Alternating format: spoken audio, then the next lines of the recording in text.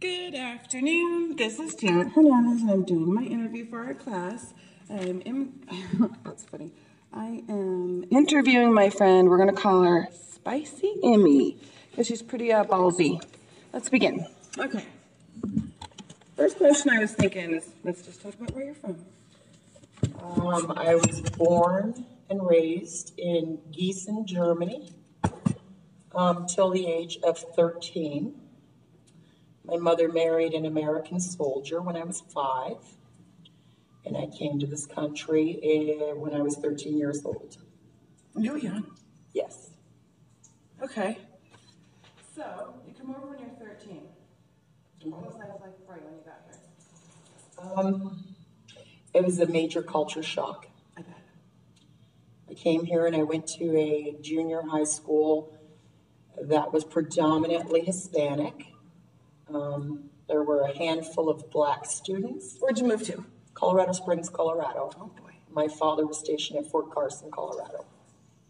So what year are we talking-ish? We are talking 1984. Okay. 13 years old. Definite culture shock.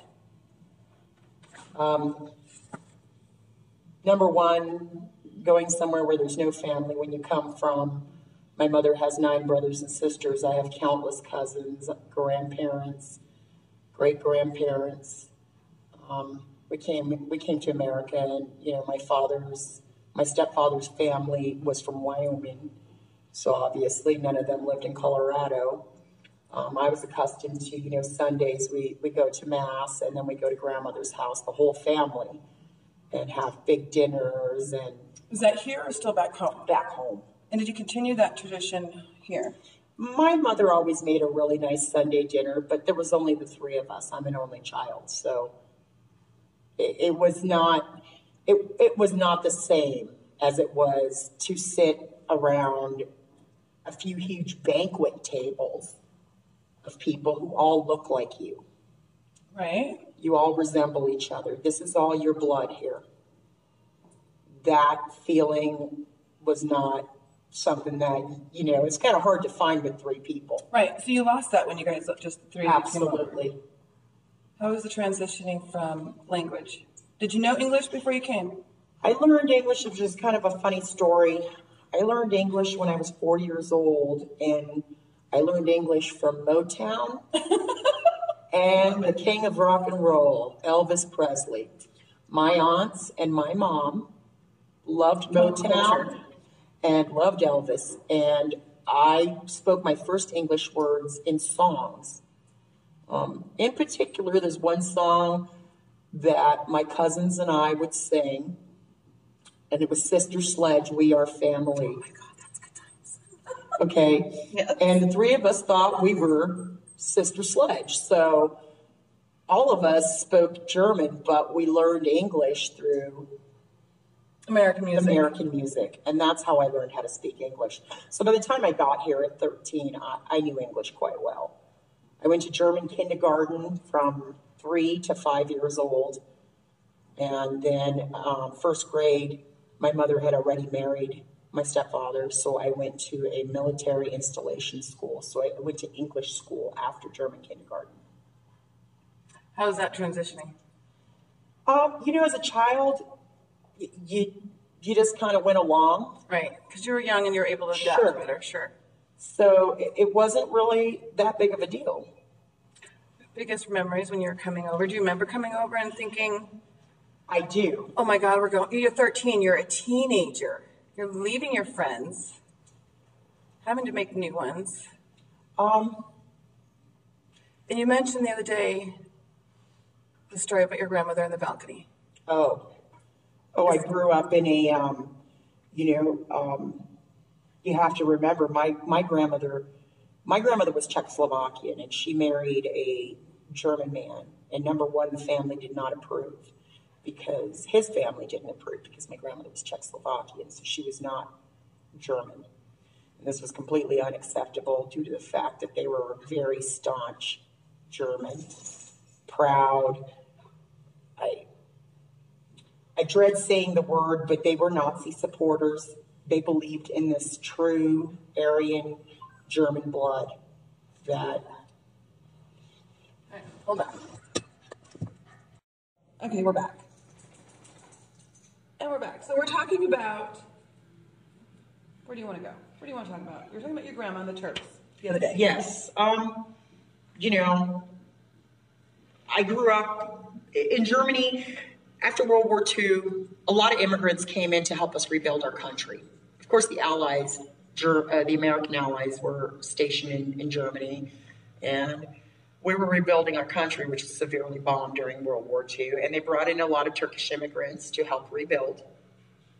And those Turkish people made homes there. They are predominantly Muslim, and I guess, you know, there were a lot of us, a lot of Germans who just weren't very tolerant after so many years. Would you say they married into the Nazi military? Yes. Type of regimen? I mean, the family, yeah. My grandfather's side of the family was very stout, devout, German Catholic. You know, right. You're not going to marry, and you have to marry a good German girl. We have to continue the idealism, yeah. So anyways, you know, when because I grew up with my grandmother early on. My mother was a conductor on a train. She was a single mom, which is kind of a sad story. My father, my real father,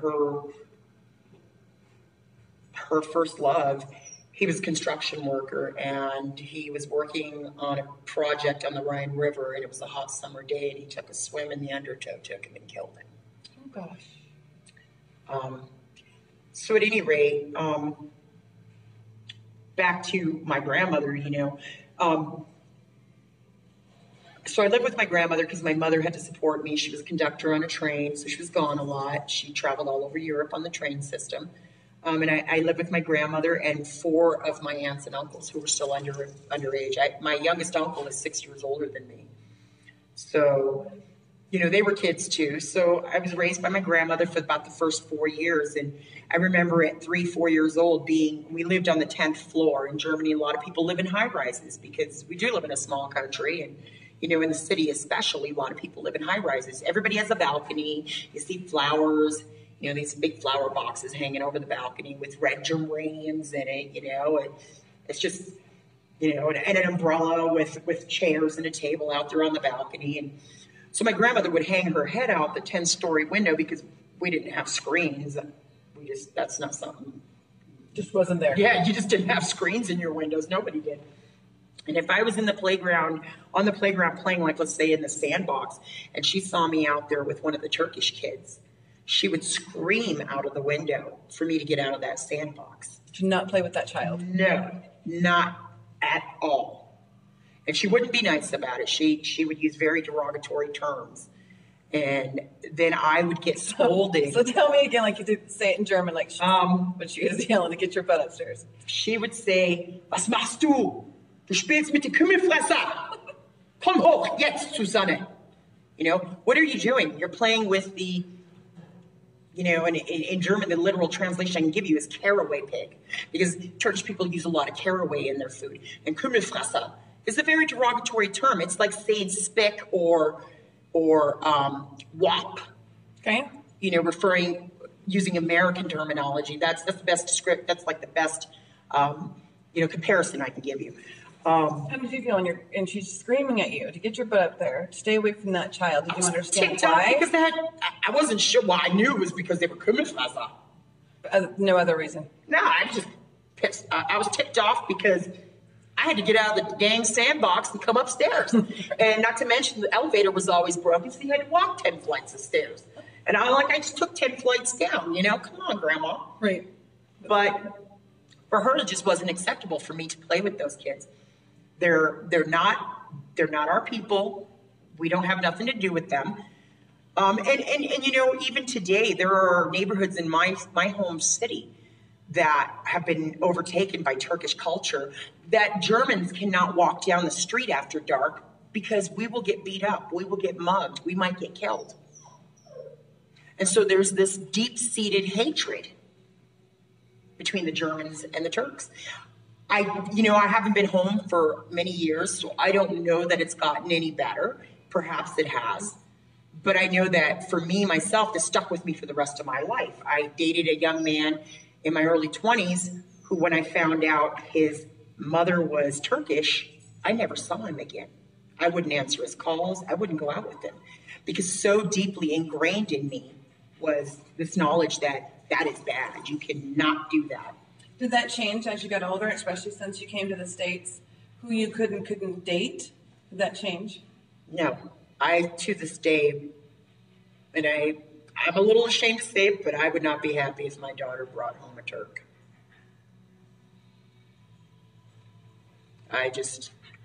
Anybody else? Just not one of those. No. Not a caraway seed hogger. No. Kein Kümmelfresser. Okay. And you know what? That just shows you how deep-seated, as a child, something can be impressed on you so much. So now that you're here, how long have you been here? 20-some years? 30-some years? 20-some years? 30 years. How's life been different culture-wise? You've assimilated yourself. I have. And your family. I have. And yet, the other day, you said you've never became a citizen. No. I was born German, I will die German, and I will die as a German citizen. Don't get me wrong, it's not that I don't have a certain love for this country, but I don't agree with a lot of the things that go on here. For instance, in my country, healthcare is not a privilege. It is a basic human right. We take care of our people. And that's what I grew up with. And coming here and seeing some of the suffering that the people here endure and that the government allows the people to endure sickens me. When a 78-year-old woman at my local grocery store has to work 40 hours a week because she doesn't get enough money on Social Security to support herself, this makes me sad because this is wrong.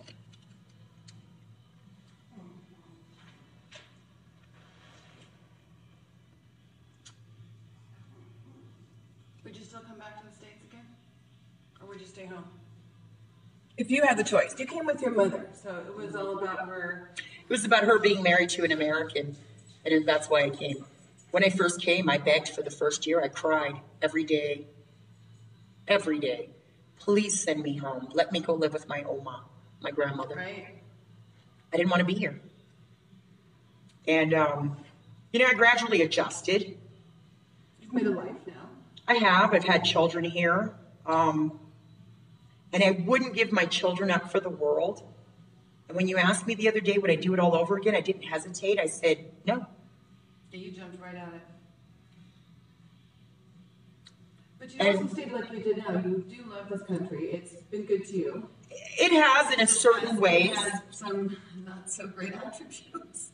There's the 1996 Deportation Act, which a lot of people don't understand, don't know anything about. They've been deporting over 200,000 lawful permanent residents from this country since 1996. It started off with people who were immigrants, who were felons, people who were bad people who probably shouldn't have been here. But in turn, it was also a retroactive law. And I can give you a few examples. A guy who came here when he was 18 years old from Greece forged some traveler's checks. He did 4 months in a federal facility for it. He paid his dues. He came out. He decided to be a better person. He built a life here for himself until he was in his 60s, had his own business, had a wife, kids, grandkids. He went to apply for naturalization. They scooped him up. And because of this retroactive law, which he had committed his crimes 40 years prior, they deported him back to Greece and separated him from his family. That's unforgivable. Another woman adopted at 3 months old from Korea. And this just happened in the last couple of years. She's from Washington State. Her adoptive parents never got her citizenship. She was convicted of shoplifting for a third time. She's a single mother of 3 kids. They deported her back to Korea that she has not been in since she was 3 months old and put her children in foster care. This sounds like what the Nazis did, that the whole world was appalled at. But yet nobody is speaking up for these people. We don't have any rights. Immigration judges do not have any kind of leeway. They have to deport you. And they can hold you for up to 2 years in an immigration holding facility. The rest of the world is appalled by what's going on here. A lot of people don't know about this. And quite honestly, the reason I said I would do this is because I want other people to know about this. Because it's important. If you guys are studying this, then you need to research this. You need to understand what's going on right now. Because where will it stop? Will it stop at us? Or will it stop? I did something minor. When I was 19 years old, I got into a fight. It was a bad fight. I ended up going to jail. I got bonded out right away, but it was for fighting. I've been told by an immigration lawyer that even though this happened 5 years before the law was made, I very well am facing deportation. That would be devastating with your family here. Devastating. So they would rip me from my children. I am currently 6.5 months pregnant. I have a 4-year-old daughter, a 27-year-old son, and a 24-year-old son. That's so wrong. I've worked here since I was 16 years old. I started working. I've paid into the system. I've been a good citizen outside of this one thing. But America is going to throw me away for that? How fair is that? I love that you're so passionate. We've been spending about 20 minutes. Thanks. I'm going to go pee. Thanks.